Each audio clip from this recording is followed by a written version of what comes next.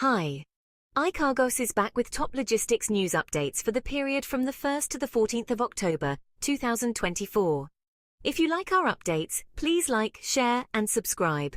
Don't forget to press the bell icon. In this video, we will be highlighting the ongoing disruptions in global logistics, driven by political tensions, weather disruptions, and labor strikes, while the Southeast Asian region continues to grow as a critical logistics hub amid global uncertainties. Global freight rates saw a continued decline, especially on major routes between Asia and North Europe.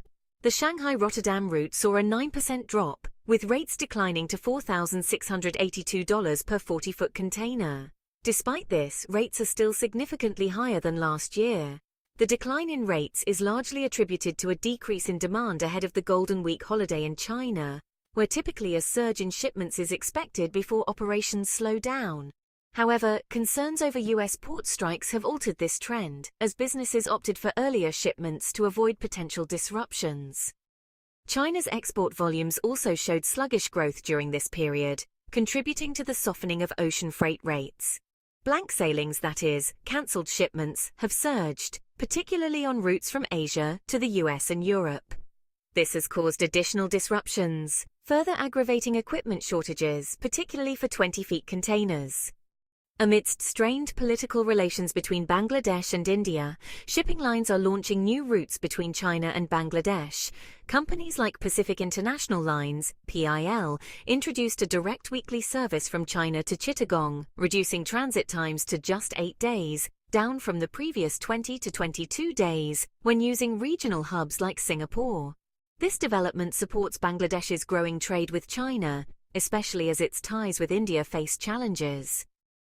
Southeast Asia, especially the Philippines and Vietnam, is seeing congestion in air freight ahead of the peak season.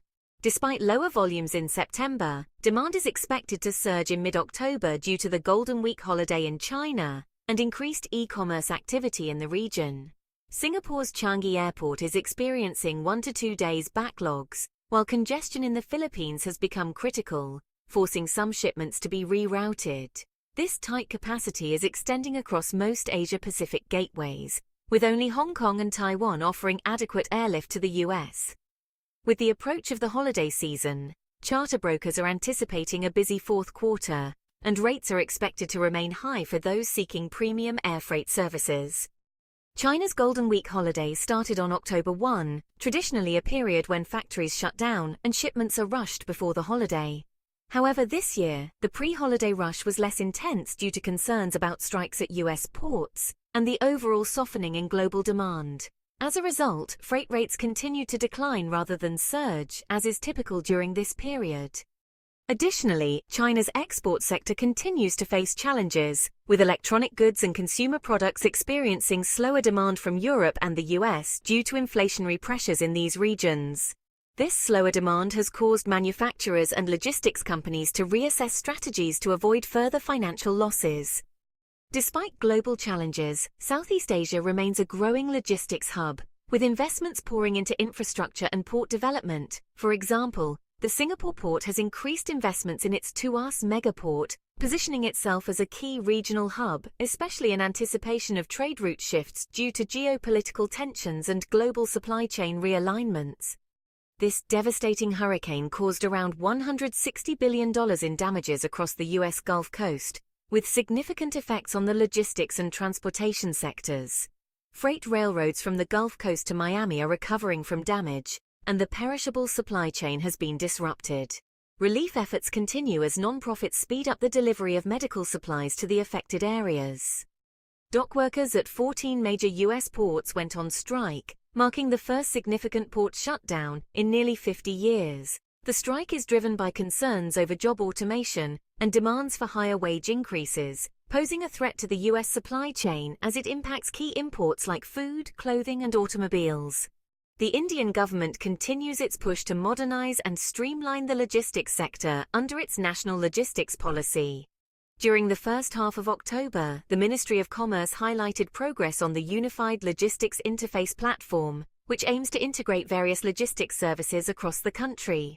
By reducing documentation requirements and improving multimodal transport connectivity, the government expects to lower logistics costs and improve India's ranking on the Global Logistics Performance Index.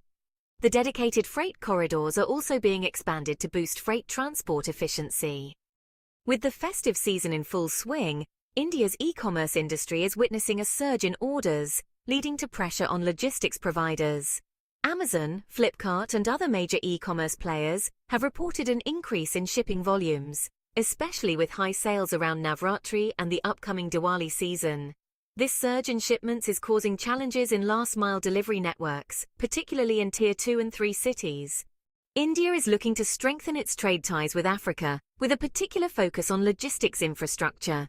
In early October, the India-Africa Trade Conference highlighted the importance of improving maritime connectivity between Indian ports and African nations. Indian logistics companies are now eyeing investments in African port infrastructure and supply chain solutions as part of a broader strategy to enhance trade routes and reduce transit times between the two regions. That's all for this update. Thank you for watching, and we hope to see you again in our next video.